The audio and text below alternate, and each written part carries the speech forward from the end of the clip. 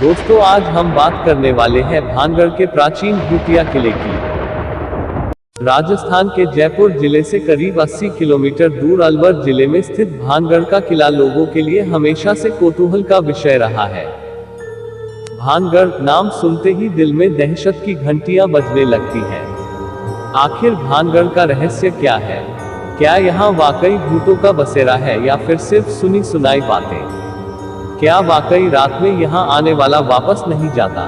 भानगढ़ राजस्थान के अलवर जिले में है। बड़ी तादाद में लोग यहाँ घूमने के लिए आते हैं, लेकिन रात होने से पहले ही वापस चले जाते हैं।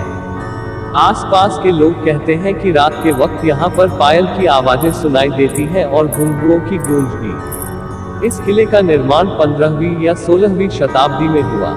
ये किला भूतिया कैसे बना, इस बारे में कई कहानियां सुनाई जाती हैं। भानगढ़ की कहानी रहस्यमयी और बड़ी ही रोचक है। 1573 में आमेर के राजा भगवंत दास ने भानगढ़ किले का निर्माण करवाया था। किला बसावट के 300 सालों बाद तक आबाद रहा। 16वीं शताब्दी में राजा सवाई मान सिंह के छोटे भाई राजा माधो सिंह ने भानगढ़ किले को अपना निवास बना लिया। एक श्राप के कारण बना भूतों का भानगढ़। कहते हैं कि भानगढ़ की राजकुमारी रत्नावती बहुत खूबसूरत थी। उस समय राजकुमारी की खूबसूरती की चर्चा पूरे राज्य में थी। कई राज्यों से रत्नावती के लिए विवाह के प्रस्ताव आ रहे थे। उसी दौरान वो एक बार किले से अपनी सखियों के साथ बाजार में निकली। बाजार में वह एक इत्र की दुकान पर पहुंची और इत्र को हाथ में लेकर उसकी खुशबू सूंघ रही थी। उसी समय उस दुकान से कुछ दूरी सिंधु सेवड़ा नाम का व्यक्ति खड़ा होकर राजकुमारी को निहार रहा था। सिंधिया उसी राज्य का रहने वाला था और वह काले जादू में महारथी था। कथित रूप से राजकुमारी के रूप को देख तांत्रिक मोहित हो गया था और राजकुमारी से प्रेम करने लग गया और राजकुमारी को हासिल करने के बारे में सोचने लगा। लेकिन रत्नावती ने कभी उसे पलटकर नहीं देखा। जिस दुकान से राजकुमारी के लिए इत्र जाता था, उसने उस दुकान में जाकर रत्नावती को भेजे जाने वाली इत्र की बोतल पर काला जादू कर उस पर वशीकरण मंत्र का प्रयोग किया। जब राजकुमारी को सच्चाई पता चल गई तो उसने इत्र की शीशी पास ही एक पत्थर पे फेंक दी। इससे शीशी टूट गई और इत्र बिखर गया। काला जादू होने के कारण पत्थर सिंधु सेवड़ा के पीछे हो लिया और उसे कुचल डाला।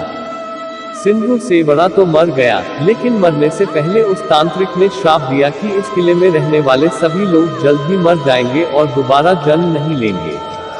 उनकी आत्मा इस किले में ही भटकती रहेंगी। श्राप के बाद हुआ युद्ध। तांत्रिक के मरने के बाद भानगढ़ व अजबगढ़ के बीच युद्ध हुआ और भानगढ़ किले के सारे लोग मारे गए। इसमें राजकुमारी भी शामिल थी। लोग कहते हैं कि एक किले में इस तरह इतने लोगों के एक साथ मरने के बाद वहां चीत्कार मच गया और अब उन सब की आत्माएं किले में घूमती हैं। आज 21वीं सदी में भी लोगों में इस बात को लेकर भय है कि भानगढ़ में भूतों का निवास है।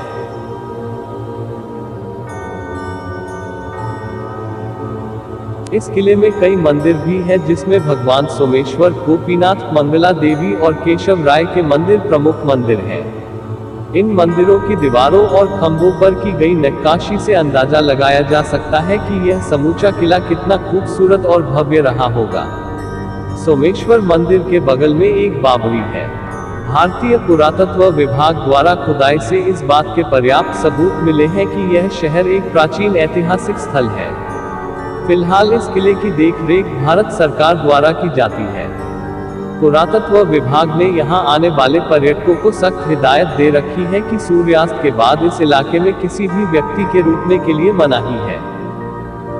दोस्तों, अगर आपको वीडियो आई है पसंद तो अभी सब्सक्राइब करें, ताकि आगे भी आपको इस जैसे वीडियोस मिलते रहे।